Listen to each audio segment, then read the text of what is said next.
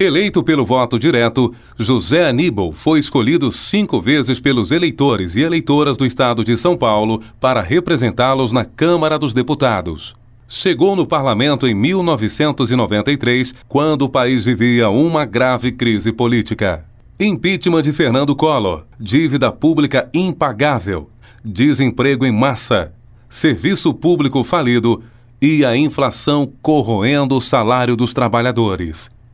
Como deputado federal, José Aníbal participou de decisões importantes e acompanhou de perto as transformações que o nosso país passou nos últimos 20 anos. Em 1º de janeiro de 93, assumi como deputado federal.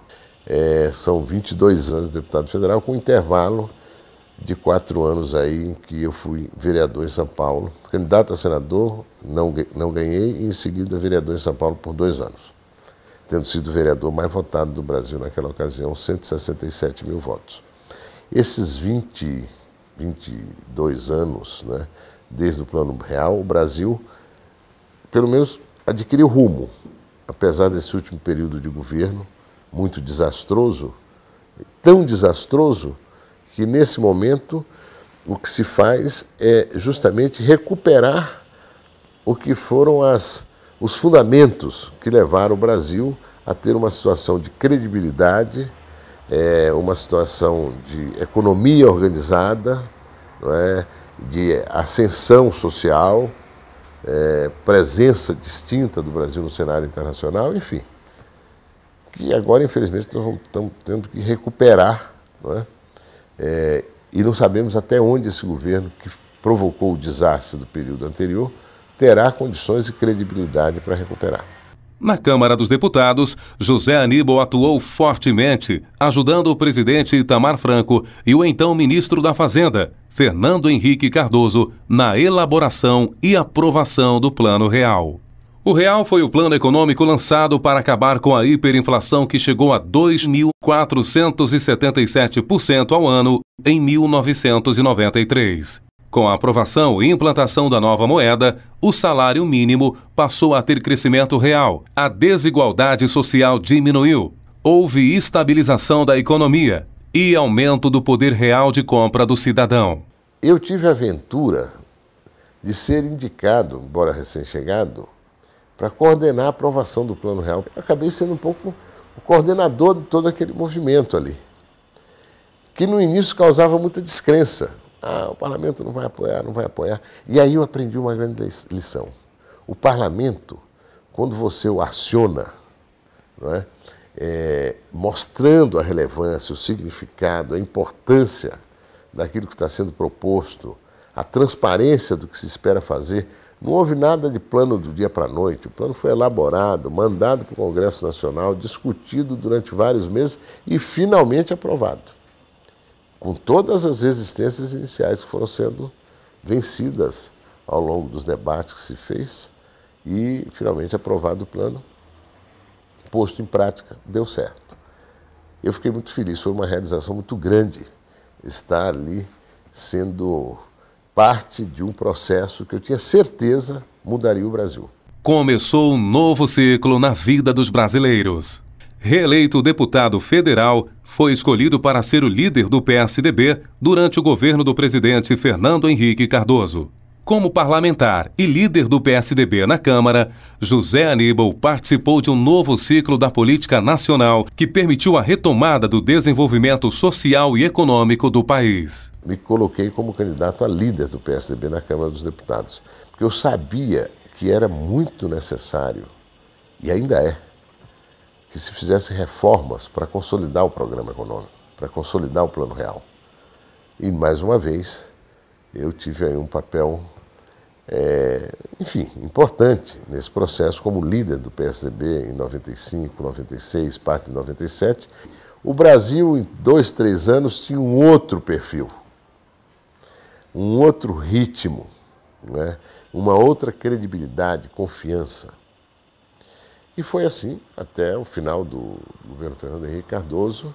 Entre as principais ações na Câmara dos Deputados, merecem destaque as participações para as reformas estruturantes que deram rumo ao país, Os programas sociais de transferência de renda e proteção social. José Aníbal atuou também na quebra do monopólio das telecomunicações. As telecomunicações, o avanço foi extraordinário. Muito mais da metade do Brasil não lembra do que era o Brasil com telefonia fixa, em que você tinha que entrar na fila para comprar telefone. E começa até a ser inquietante, né? Em todo lugar as pessoas não param mais de olhar aquele negócio. O que criou uma comunicação que é realmente extraordinária. É uma tecnologia em que o Brasil não ficou atrás, diferentemente da informática, onde foram feitas leis para proteção da produção nacional. Aí o Brasil se atrasou enormemente nessa área. Aí não. Nós fizemos e está aí. O Brasil hoje é um país que tem uma posição de destaque, né, na conectividade, internet. Atuou ainda na quebra de outro importante monopólio, do petróleo. Nós votamos a quebra dos monopólios e daí decorreu que a Petrobras perdeu o monopólio. Mas ela consolidou uma posição quase de monopólio pela competência e eficiência que a empresa adquiriu. Ela já era uma empresa de destaque no panorama mundial. A partir da quebra do monopólio, da lei do petróleo, a Petrobras cresceu 3 vezes, num curto período de espaço de tempo. Eleito novamente como deputado federal, José Aníbal foi presidente da Comissão de Constituição e Justiça da Câmara dos Deputados em 1998 e teve atuação decisiva para a criação do Dia Nacional de Vacinação do Idoso. A vacina aumenta a imunidade em idosos contra doenças como a gripe, a pneumonia e o tétano. Em 2006, José Aníbal retornou ao Congresso Nacional, continuou propondo discussões sobre leis importantes para o país e fiscalizou de perto o mandato do presidente Lula. E aí já no governo Lula, onde lidávamos com um desafio novo, um desafio de fazer oposição a um governo que estava bem avaliado, porque tinha tido o bom senso de fazer exatamente a política econômica que vinha sendo realizada pelo presidente Fernando Henrique Cardoso, acrescentando algumas coisas. Em 2008, mais uma vez, José Aníbal foi escolhido pela bancada do PSDB para ser líder do partido e liderou a oposição partidária ao mandato petista. Reeleito em 2010 como oposicionista ao governo Dilma, José Aníbal foi considerado pela revista Veja um dos 100 parlamentares mais influentes desta legislatura. A minha ação política continuou, fui reeleito. Em 2010, eu pude mostrar o desastre, a situação de ruína a que a presidente Dilma levou o setor elétrico, um rombo de 100 bilhões de reais. É o número que se tem hoje. Para alguém que queria fazer redução da conta de luz no Brasil, o Brasil hoje tem a 4ª energia industrial mais cara do mundo.